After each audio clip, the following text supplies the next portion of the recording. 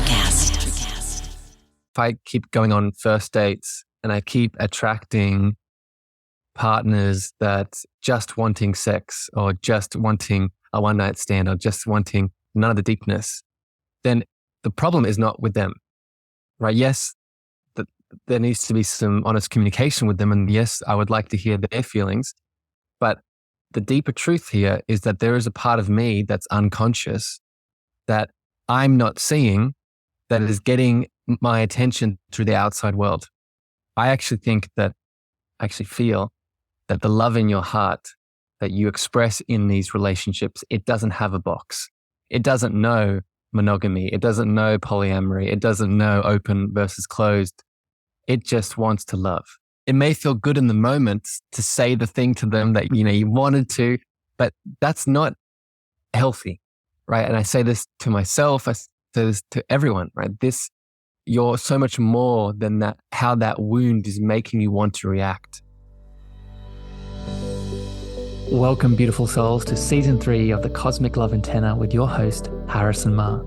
I invite you on a mystical voyage from the intellect to the soul, delving deep into the mysteries of love's spiritual essence and its divine unfolding. This podcast celebrates the peeling back of heart layers, revealing beautiful, profound lessons, interviews with loving spiritual seekers, and practices and tools to open up your heart to love's infinite wisdom. I'm so excited to have you and grateful that our hearts have connected. Enjoy the show. Good morning, evening, afternoon, magical beings. Welcome back to the show and today's powerful episode on how to break free from mind games that often come up in our loving connections, our relationships, partnerships, and just our connections in general. Today, I had the pleasure to talk to my beautiful friend, Heather Tucker, on her Confidence Unleashed show about all of the intricacies of what is needed to release ourselves from mind games and find our way back home to our heart space in the relationships that mean most to us. I feel you'll get a lot of value out of this episode. And as always, if it does, please share it with a family member, a friend, a lover that you think it can support. Now, let's get into it. Drop into your heart and enjoy the downloads. Today, we're talking about mind games and love. And I think Madonna says it best when she says, I don't want to be your prisoner, so baby, won't you set me free? Stop playing with my heart. Finish what you start. When you make my love come down, if you want me, let me know. Baby, let it show. Honey, don't fool around. Just try to understand. I've given all I can. You got the best of me. Borderline. It feels like I'm going to lose my mind. You just keep pushing my love over the borderline. I love that song. And I listened to it before we came on. And how perfect is that? So to start us off, Harrison, I would love to know your thoughts on why mind games are so prevalent in both dating and committed relationships. I love the image of seeing you dancing around to that song right before this podcast started. And it's a beautiful image that I hope everyone's tuning into. So first of all, thank you for having me back. I'm excited to have this conversation with you. It's early for me here where I am in the world, and this is my favorite way to start the day with these very important conversations. And I was tuning into the themes of this chat last night and this question I was sitting with. And I think the short answer, Heather, is, why are mind games so prevalent in dating and in romance and in intimacy? Short answer is trauma, right? The short answer is past pain, right? The reason, and I'll just speak for myself here, or I'll use me as an example. The reason that I've played games with people that I love in the past is because I was scared to show my real self, right? I was scared to speak the shadow. I was scared to speak the pain in the moment And what's much easier than speaking pain and expressing the shadow is pretending to be something that we're not, right? And then that's where the games usually begin. Man, I think that is very true, because now that you shared about your experiences, I have seen that in myself. For me, what I have also done is if I feel that someone is playing a game with me, I start to pull back because I start to feel that fear that it's not going to be real, or I'm going to be rejected or hurt. And so it's easier, I feel, to put up that barrier right away and run away before they have the chance to hurt us. Yeah, exactly. And this is where, and I'm sure we'll speak more about this coming up, but I'll just give a little snippet here. This is where the solution comes in, right? The solution to mind games, the solution to this running away, the solution to being overcome by past pain is creating a safe container, right? Creating a safe container of honest communication, right? Creating a safe container where just because you've maybe met for the first time, or maybe there's a lot coming up, a container of acceptance and vulnerability and sensitivity is made so those things can be expressed, right? And I'll spoil the ending here for everyone tuning in. When those things are expressed in a safe way, there's always more love on the other side. Oh, I love that. And you are a heart-centered coach, so it makes sense. That's what you would turn to. For me, it doesn't come easily to automatically tune into love. For me, what comes more naturally is I get angry. I can't explain it. It's like, why can't a person just be real with me? The realness would be so much easier. Even if they said, no, I'm not interested, that would be easier to hear than acting interested and then pulling back, and then you're not really sure why. It's easier, Heather, but I think we have to ask ourselves the question, what do we really want? Right? Why are we in that connection anyway? Right? Why are we showing up on that date? Why are we, taking this further in our romance? Why are we wanting to explore more intimacy? Right? Yes, it's quote unquote easier to put on the mask and do the easy thing, but is it what we actually want? Right? And I think this is, you say, I am a heart center coach, so it's the first thing I go to. Yes, but I'm also very human, right? And these kinds of things are just as difficult for me as they are for everyone else. But what helps me through the difficulty, what helps me through the challenge is coming back that I shared in our previous chat is what would love do, right? In these situations, love would do with courage of wanting to run away is show up with an open heart and do the difficult thing because I know that my love is worth it. So would you say that there's a difference between genuine interest and lust, especially in the dating realm? Because I know a lot of the listeners, they are single. I even have clients that will come to me and they'll ask, how can I tell if a man that I'm considering dating is genuinely interested in me or if he's just looking for sex? And sometimes I don't really know what to say to them, because as long as I have been alive, sometimes I really think I got it. And then I'm still blown away with some of the situations. I'm like, I don't know. So do you have any feedback for people that are looking for answers with that? Yeah, it's funny because I would have answered this a totally different way if you'd asked me like 5 years ago versus now, which I think makes sense based on my own progression. But the short answer is there is a difference, Heather, and how I would approach finding out is asking, right? And that's the scary thing to do, right? Asking on the date or in the connection. Like there might be different versions of this, right? Whether it's like a first date, whether it's you're trying to restoke a marriage or somewhere in between.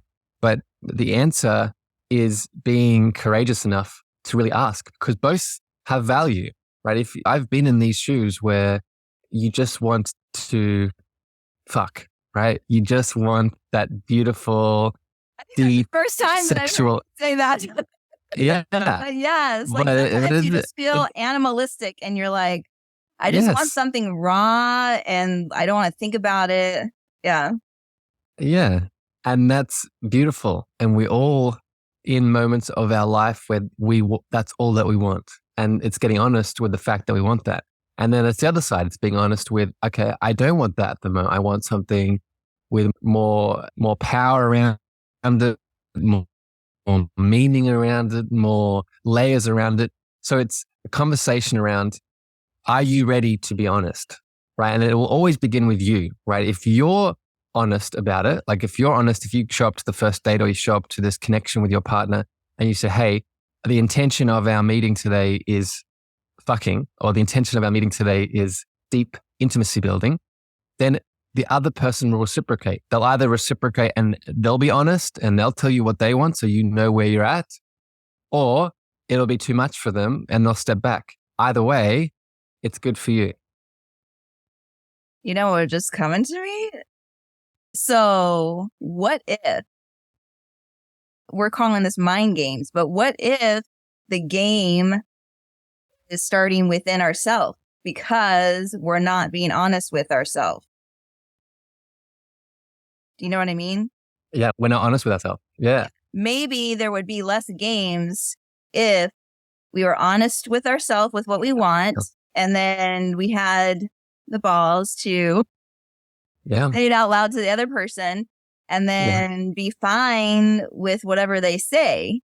Because if they're not on the same page as us, then that's okay. We can let them go and stay in tune with our heart desire. Heather, as always, I think you're getting some divine downloads here in our chat. I would actually assert that that's the way that it's always happening. It's always beginning with us, right? We're always, as the creator of our reality, as the most powerful divine being in our world, I believe we are always attracting from the place of our deepest desire. And if we're not being honest with ourselves, then we'll still see that, right? So for example, if you keep, I'll use me as an example, right? If I keep going on first dates and I keep attracting partners that just wanting sex or just wanting a one night stand or just wanting none of the deepness, then the problem is not with them, right? Yes, there needs to be some honest communication with them. And yes, I would like to hear their feelings. But the deeper truth here is that there is a part of me that's unconscious that I'm not seeing that is getting my attention through the outside world. So the answer will always be, Heather, getting honest with ourselves and asking, what do I actually really want? And most importantly, what am I suppressing that actually needs to be seen? I think we could end the podcast now. Yeah. Oh, man, that's funny. All right. In the dating realm, if somebody's wanting to find a love partner, a long-lasting relationship, and they're used to running into these mind games, is there a way they can identify some red flags that would indicate that someone is not serious about a relationship so that they're not wasting their time? Continuing on from that last point, Heather, the red flags for me, like I could be very superficial here and give you a list of, a red flag is someone that shows up late to the date, or a red flag is someone that doesn't use condoms, or a red flag. These are all real red flags superficially, but I like to spend more time on the deeper levels, Heather. And I would say the red flags to look out for are the things that trigger you the most, right? Because there will be a spectrum, right? We've all been in conversations and people have been saying things or acting a certain way, and we feel things, oh, I like that. Oh, that really pushes my buttons. I would say the red flags that people should be looking out for from a sort of deeper spiritual lens is what are the things that the person says that really frustrates you? Like maybe it's the way that they show up late. They show up late to the date, and that really triggers you. That really triggers you because you really want them to be on time. Or maybe it's the way that they touch you, right? Maybe they'll touch you on the face or they touch you on the shoulders. And that, for some reason, really causes a lot of emotion, anger, grief, shame, guilt to come up in you. For me, that's where I would start. I would grab like the top 3 things that most activate you in a sort of very negative, shadowy way. And that's what I would look out for. That I would look out for that in the external partner. So you can maybe put up boundaries so you can work on it. But most importantly, I would take those triggers and do the work, right? Ask yourself, okay, why don't I like being touched in that way? Why do I feel the necessant need for my partner to be right on time, right? Why can't I just relax and let go? I like when you talked about a list, like you could give out a list, which I think we've all heard the list. We can Google the list. Yes. Right?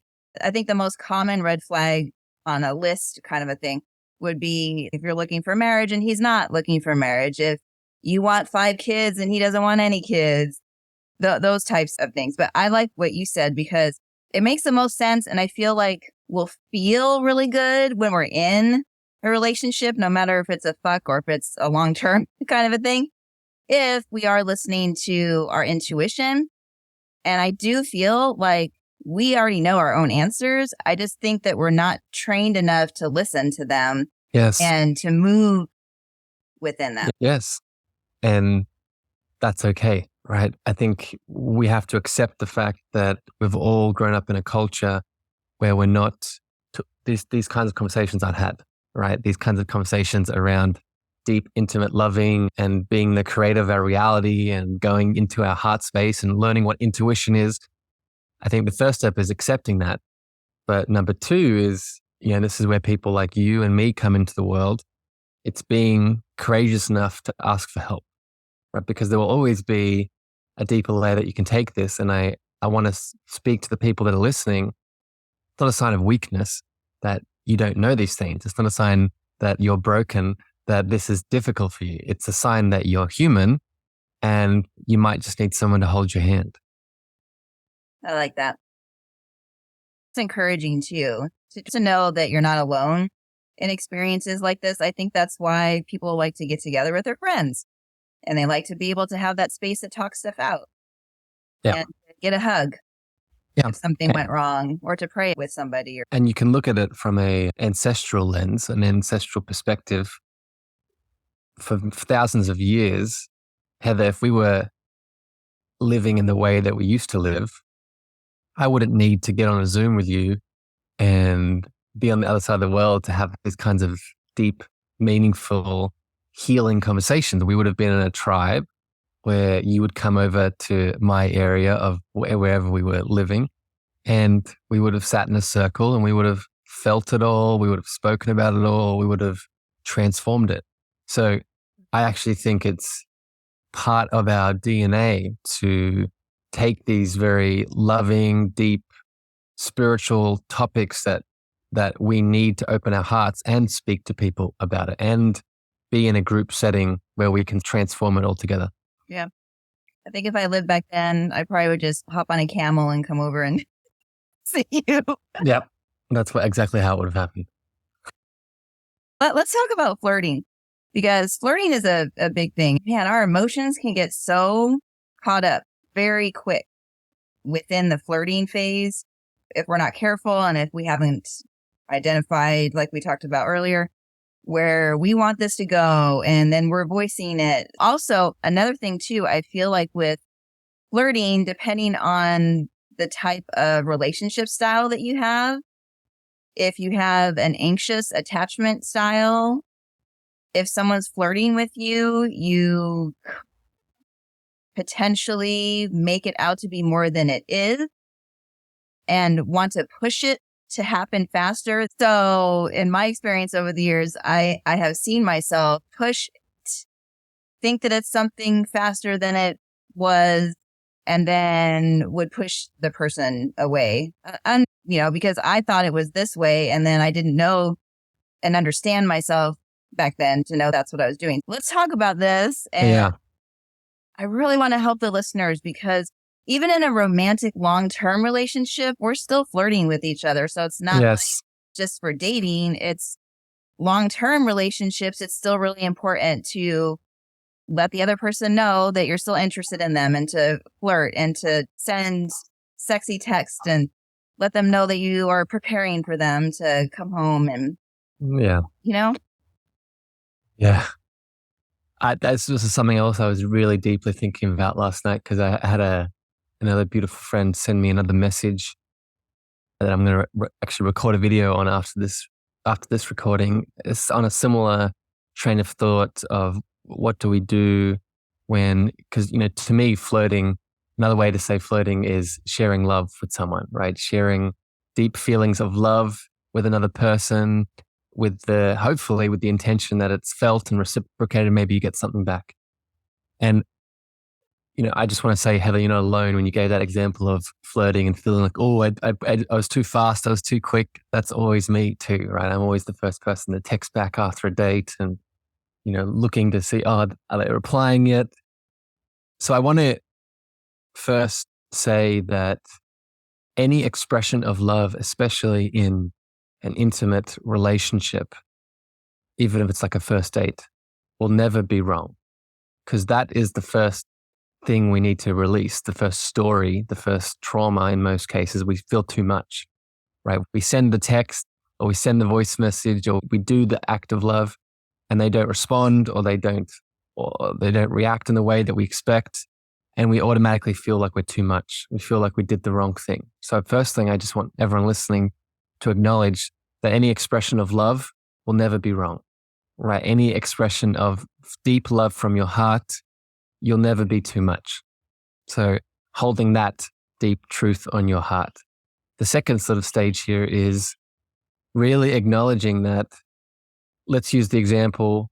Let's say you flirt with your partner that you're in a marriage with, or you flirt with this person that you just got on a first date, just come out of, and they get triggered, they react, they maybe go into their shell, or they don't respond, or maybe they say something and they're confused. It's important to understand that any trigger to your love is a reflection of them, right? Is a reflection of their process that they're moving through. But if they react instead of respond to your act of love, then you need to create space for them, right? You need to maybe distance yourself. You maybe need to take a step back. You maybe need to relax a little bit, but it's important to disconnect from what is theirs and what is yours, because we can take on extra layers of stories when in reality, that person just needs to take a bit of a break for a second and deal with their own pain, their own trauma. And sometimes the best thing we can do is stay in our love, stay in our beautiful radiance and the love that we feel for them, but give them the space to actually move through what they need to move through. It's so confusing. In what way? Oh, it just could be so confusing, because you put yourself out there and they're so into it most of the time. From a female perspective, I think sometimes when a guy is horny, he's thinking with his dick. So he's like really into you, and then he might take care of himself, or he's not feeling like that anymore, and then he distances himself. Yeah. And it's so confusing, because you feel like, man, I had such a connection with this person. What happened? One day they're super into you, and then the next day they're like, I don't think I want this, or I changed my mind. It's so confusing. So if this is the situation, how can we keep our hearts open with that love and not close them off to possible different people that might in our path? Or like you said, if you give that person space, maybe they need to process something. So how do you not shut your heart off completely to them if that's what they're needing? Such good questions, Heather. Such a good question. So 2 things. Firstly, it's communication, as we spoke about earlier, right? It's actually asking, right? Asking what's going on, right? Can you share? I'm feeling, Heather, Harrison, I'm feeling this way. I'm feeling like I shared some love with you and you potentially got triggered, which is okay, but can I ask what's going on? So honest communication, actually asking, because sometimes most of us, I know I fall into this, but we don't ask and then we fall into a spiral of stories that aren't real, right? So asking the question, what the hell is going on? But then I think probably more importantly, how do we keep our heart open, continue to step forward either with this person or someone else? We learn to detach our sense of value and our identity off how they react, right? I want to go back to what I said before, Heather. Their reaction, their trigger, their confusing activity, as you said it, right? It'll never be a metric of your worth. It'll never be a sign of how valuable, how worthy you are. Right, Heather, I'll just share something that you shared with me that I thought was beautiful. You said along the lines of, I know that I'm worth this. I know that I'm so much more valuable than how this person is acting. And that could not be closer to the truth. Right? That is the divine fact that we all need to acknowledge within these kinds of situations. If the person is acting confusing, if the person is triggered, if the person gets quiet, if the person is flirting with us, and then they disconnect altogether and they never reply to any of our texts, wonderful. That's their path that they're walking on and they can keep going. I am still the most sexy, abundant, beautiful, valuable person in the world. And now I get to go in this direction. Now I get to take this step forward. Yes. And then the next step would be the next time you see them to not be a bitch or an asshole. Yes. Yes. From the pain or the confusion. It's to still be you, to still be yourself. And maybe at some point they'll share. I don't know. Yeah. Because if you act like a bitch or an asshole, Heather, what does that mean? That means you've become the wound, right? You've become identified by how they've reacted. Right. So it may feel good in the moment to say the thing to them that, you wanted to, but that's not healthy. Right. And I say this to myself, I say this to everyone, right? You're so much more than that, how that wound is making you want to react. Yeah. And we can remember that in those moments. Yeah, I agree.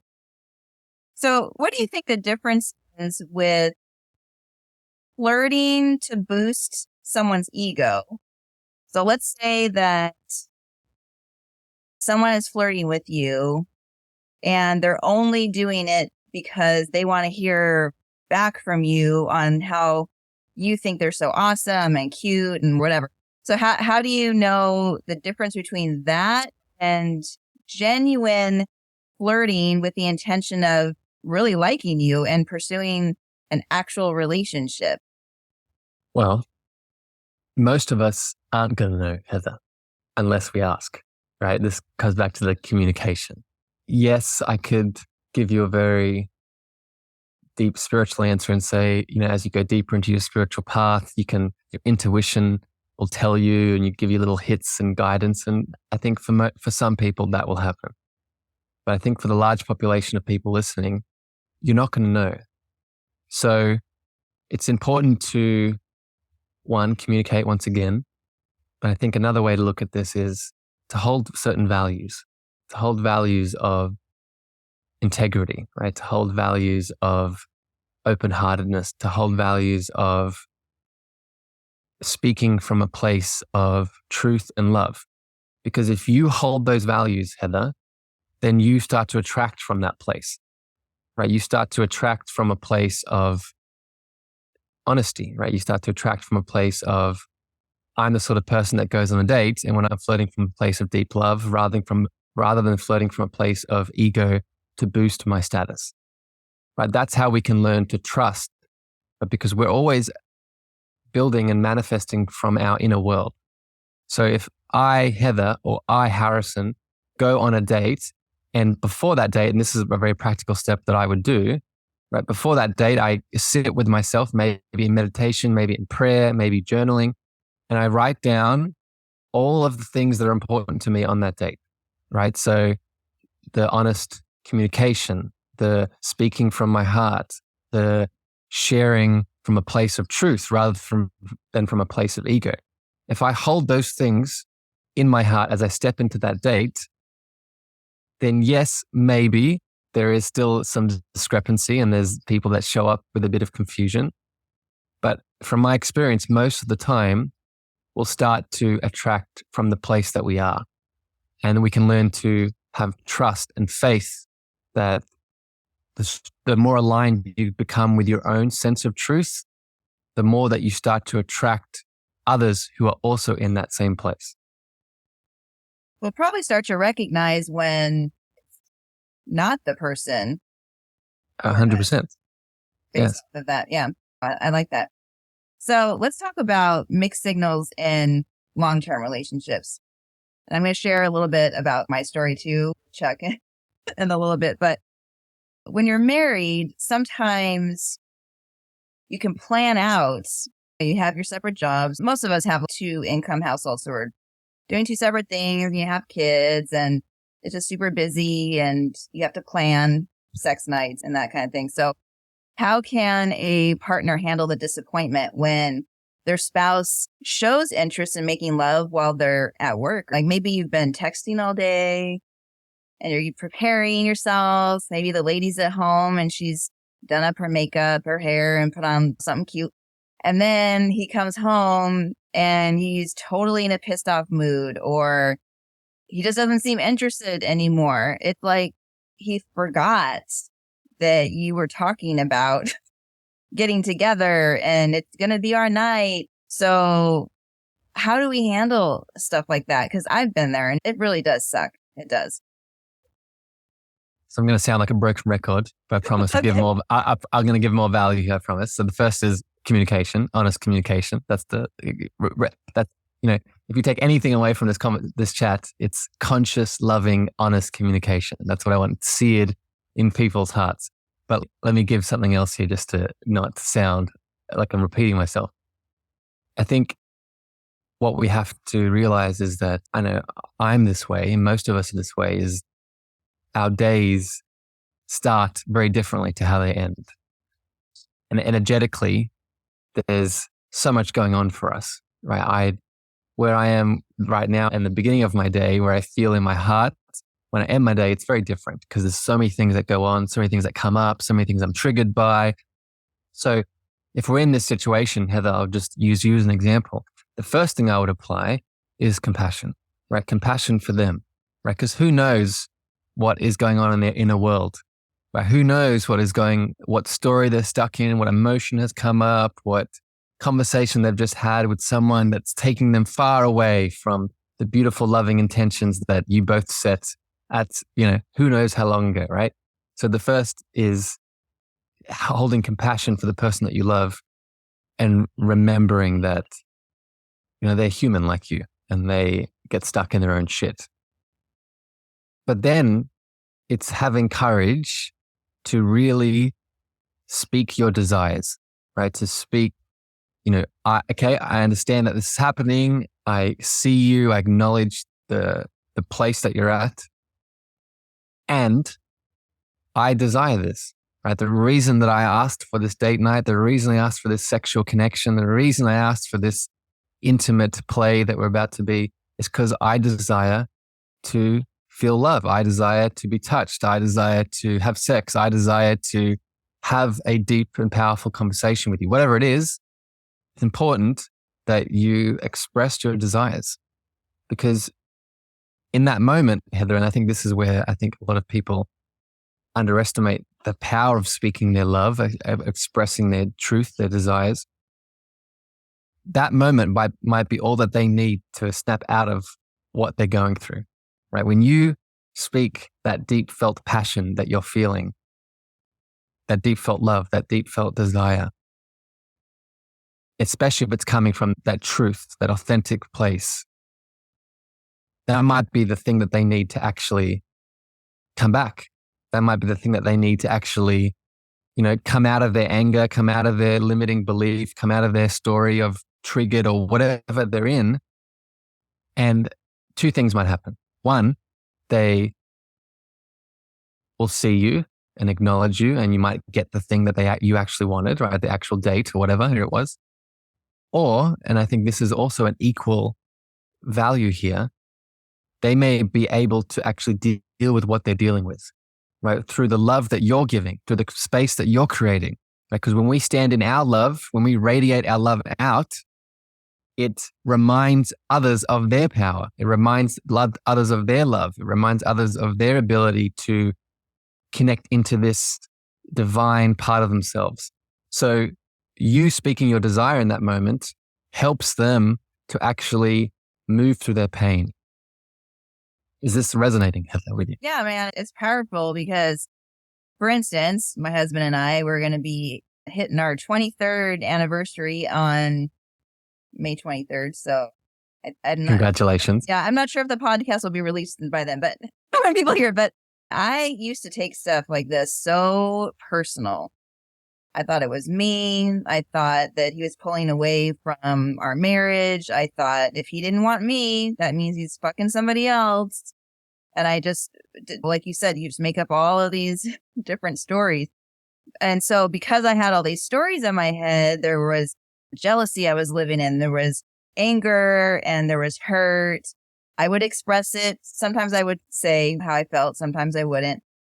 But what I noticed over the years is instead of me jumping down his throat and harping on him because he's not following through, because that's something that, especially for females, I've been in groups and groups of females. And the biggest thing that I ever hear when someone's talking shit about their husband is he said, and he didn't, and he didn't. And that's like the complaint that I hear from other women. And I get it. It can be really frustrating because you have built up so much excitement and you've developed expectations around how it's going to happen. And you've picked out the lingerie and you've put so much effort into it. So it does feel like an emotional letdown or like they don't care as much as they say that they do. But what I have realized, like you said before, is that those were my triggers. That had nothing to do with my husband, Chuck. So what I ended up doing, and you at home, they're listening to this, you could experiment with this and see if it helps you, because this has sure helped me, is I know he comes home around the same time every single day. And so what I do is I go to the window. So he hasn't seen me yet. I go to the window. I see him pull up in his truck. I watch his body language as he gets out of the truck. I'm looking at his face. Does he look like he's in a light mood? Does he have a scowl on his face? How is he walking? Is he walking with his shoulders slumped down and he's dragging his feet? Or does he have good posture and he's walking with his head tall and you can tell he's in a good mood? So I'm intentionally every single day watching him. So I know, okay, it looks like. So now I've taken it off of me. It has nothing to do with me because he hadn't even seen me yet. So now I could see, gosh, something happened and I'm probably going to need to have a conversation with them, or I'm going to need to give him extra hugs. So I go out and I say, hey, how's it going? And I give him hugs. And then by the time we get in and he's settled and changed out of his work clothes and put on something comfortable, I'll ask him, are you still in the mood to have sex? Are you still in the mood to go out? Do you need to talk first? It looked like you were in a bad mood or something heavy was on your shoulders when you came through the door. And that has really helped us, Harrison.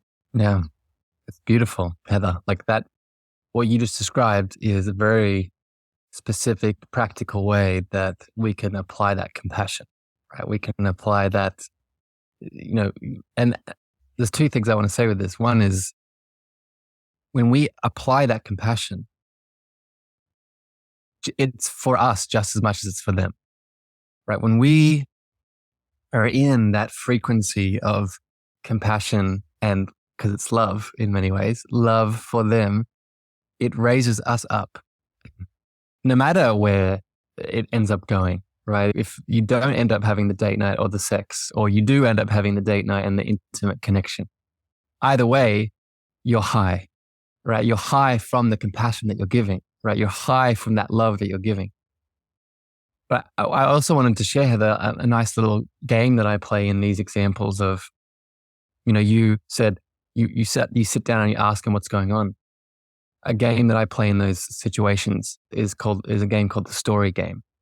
And the story game is very simple. It's creating a safe place where each person can express what is the current story or the illusion or the thought pattern that they're currently getting stuck in, right? And it might be, I'm feeling unlovable at the moment, or I had this conversation at work and I'm feeling like I'm not good enough, or you came in the door and I'm feeling very full of resistance because you said this thing and now my little inner child is coming up, whatever it is.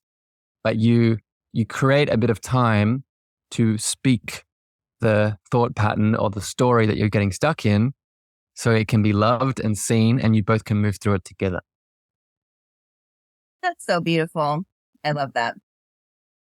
What is your experience with different relationship type of dynamics? I forgot to ask this of you before we got on the podcast, but one of the things that I know comes up in a lot of committed relationships is that we're not all monogamous. Some of us are strictly monogamous, right, Harrison? But other people might have an open sex marriage. Some of us might be polyamorous. So how do these mind games and mixed signals impact these different types of relationships? And is there any specific approaches for each type of relationship to handle these? And I know it's probably going to boil down to communication, but I know there's different rules with polyamory and that kind of thing.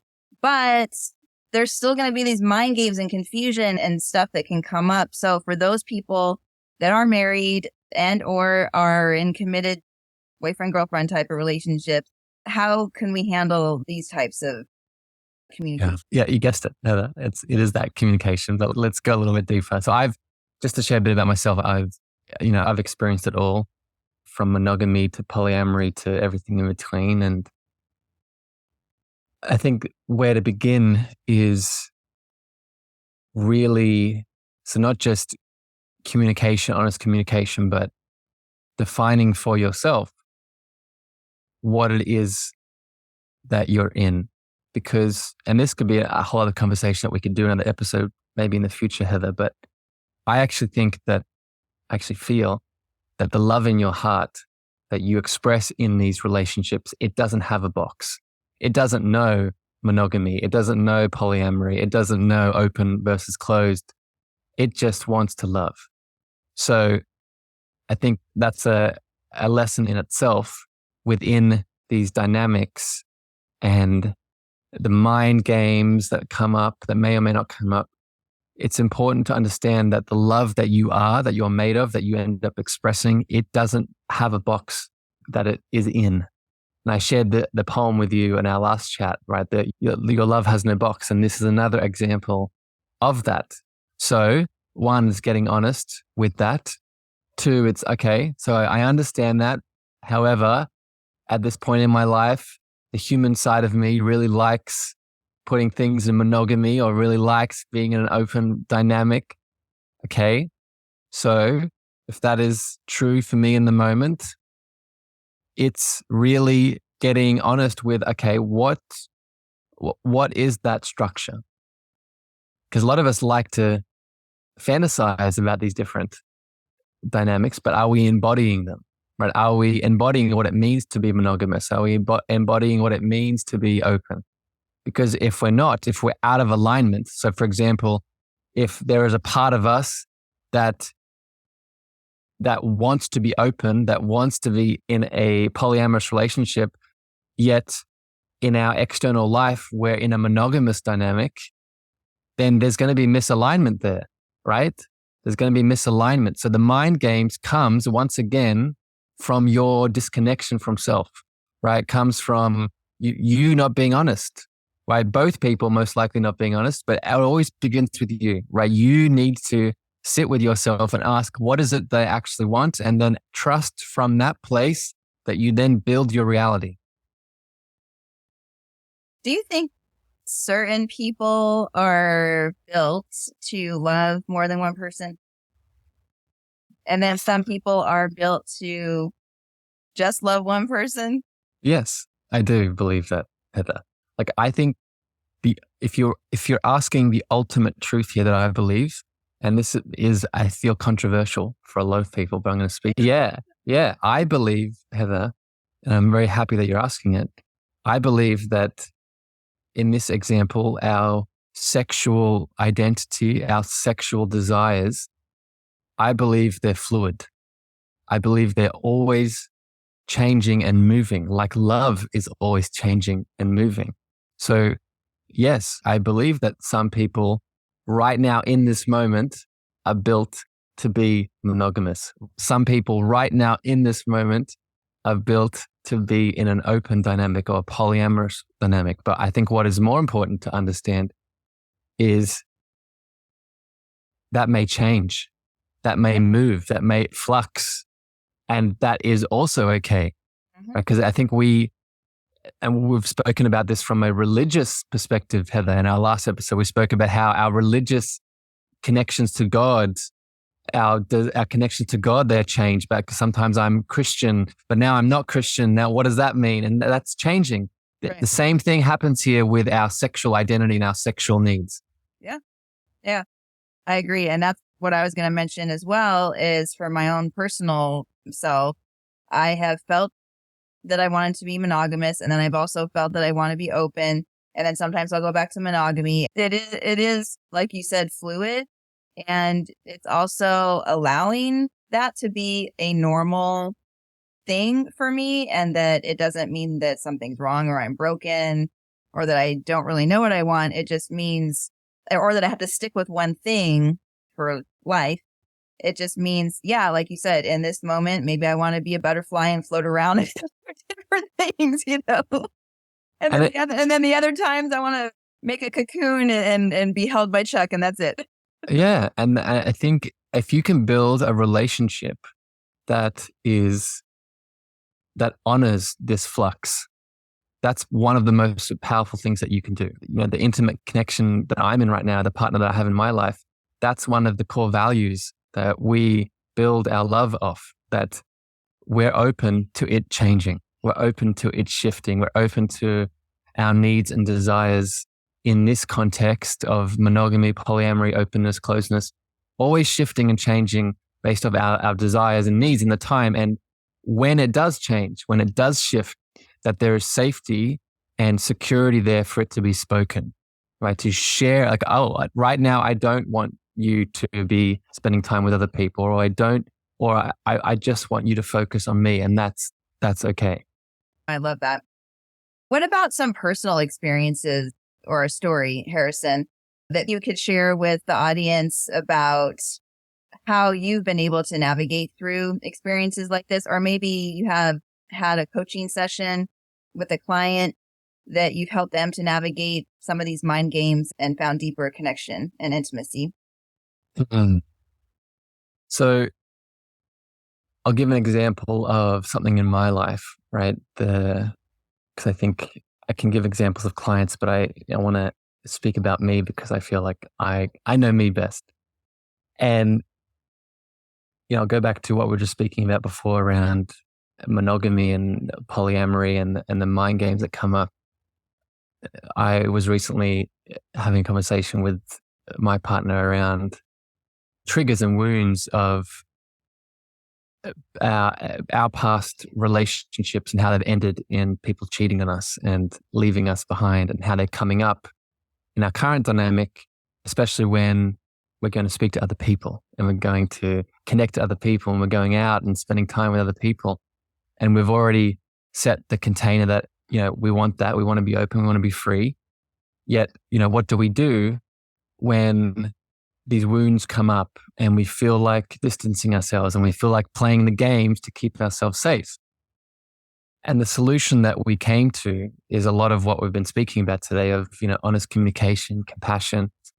But something else that came up that I think can bring value to people listening is we allowed ourselves to really make mistakes, right? We allowed ourselves to get lost in the wound, because I think this is where I think a lot of us get stuck, is we hold judgment on ourselves when we get triggered, right? We hold judgment on ourselves where, for me, I become the jealous boyfriend that doesn't want my partner to go talk to men or doesn't want my partner to go spend time with other people.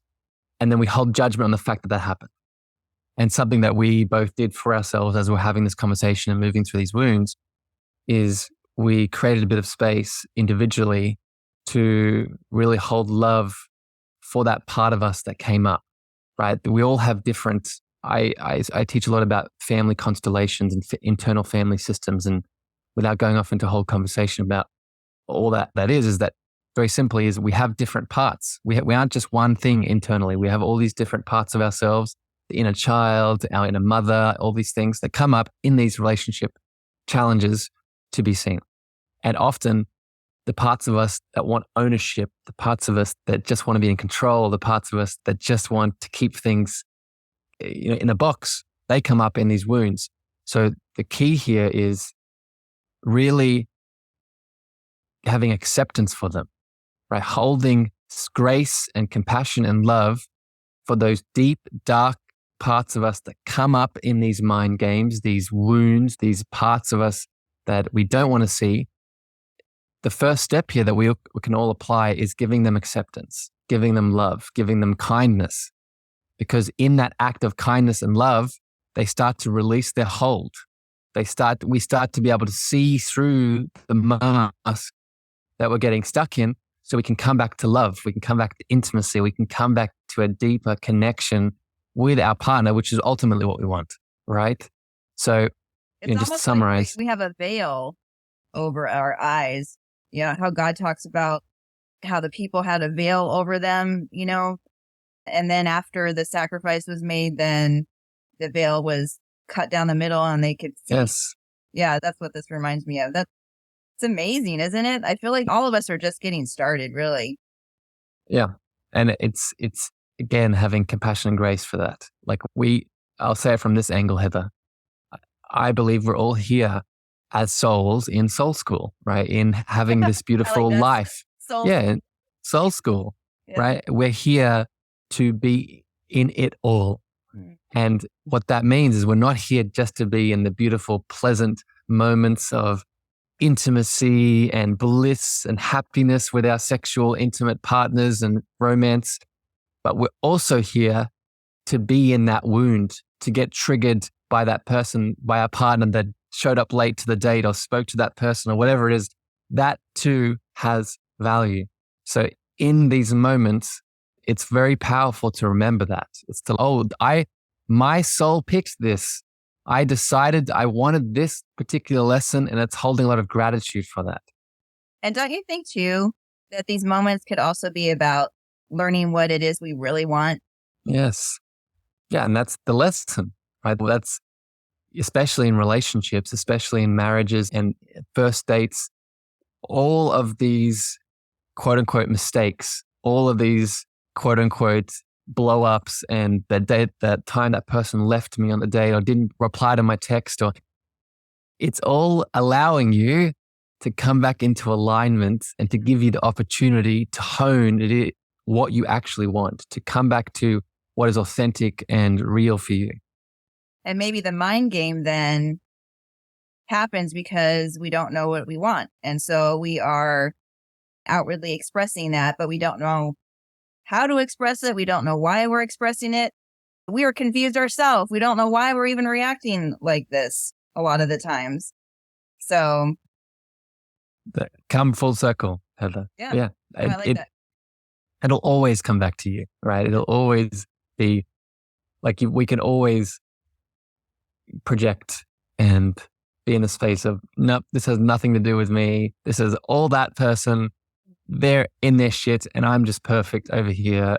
And they've missed the opportunity to be with me. And yes, you are that beautiful being. Yes, you are amazing and divine. I wish that and you're human.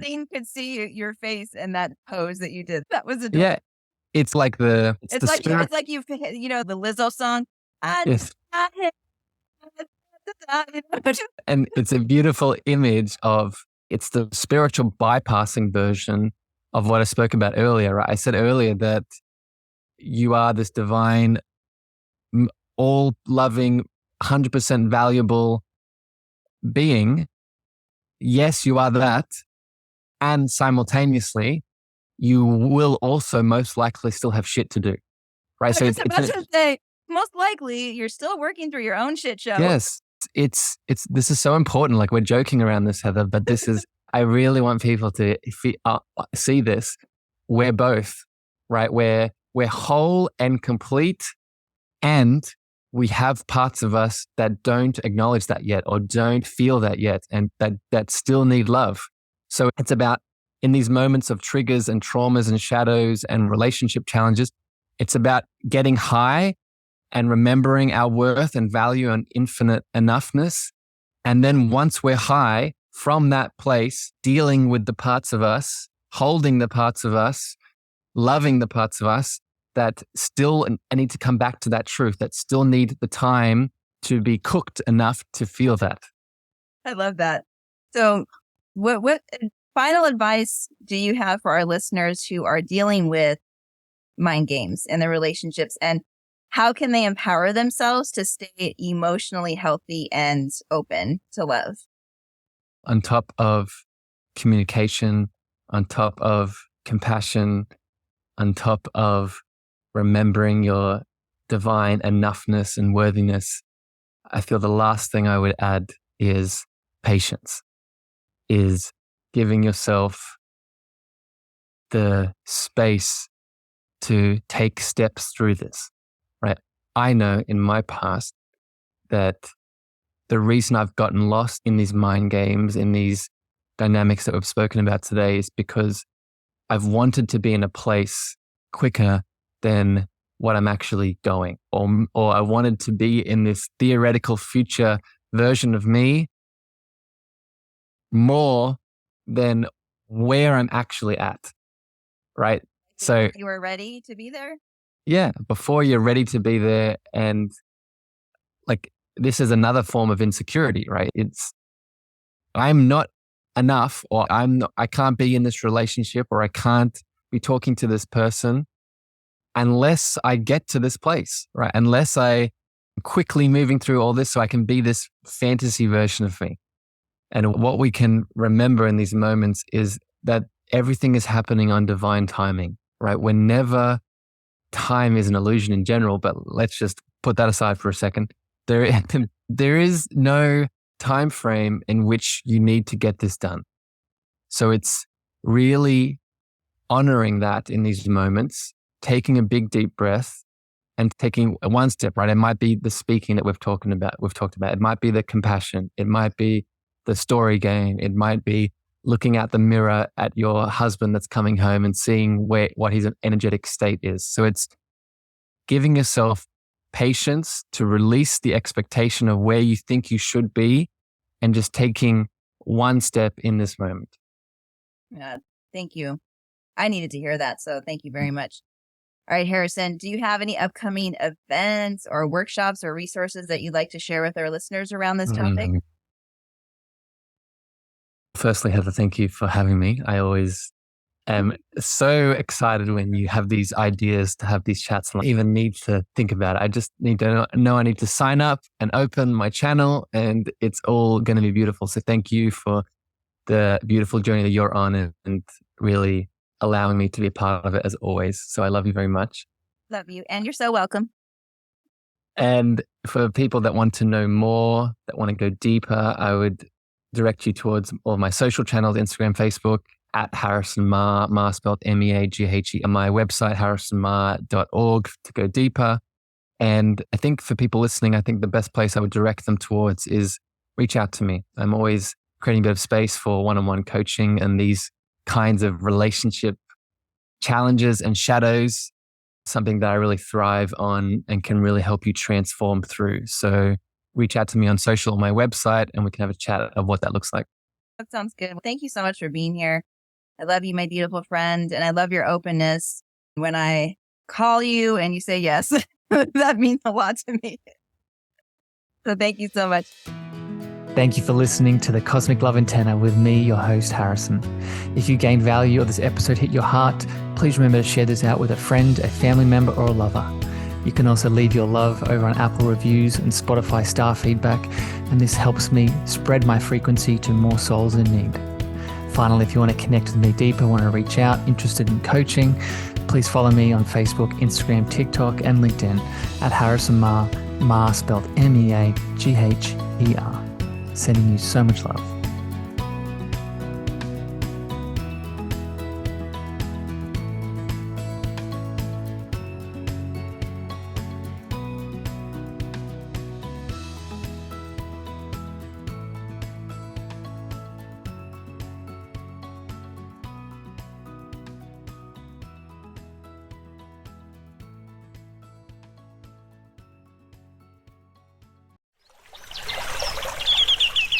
Are you passionate about saving the planet for future generations? Do you want to learn how to do it? If yes, then you need to tune in to the Nature Backed podcast. It's a talk show covering the changing world around us, from renewable energy, sustainable agriculture, circular economy, to ESG and social innovation. Don't miss this opportunity to discover how you can join the movement and make a difference. Subscribe to the Nature Backed podcast today on your favorite platform and get ready to be amazed.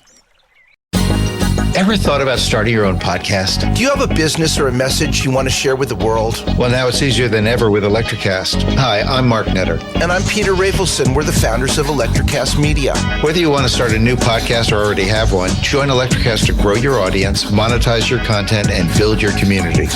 With our simple sign-up, you get free promotion, world-class analytics, premium ads, and personal support. Go to electricast.com and join our community today. Electricast. Transform your influence.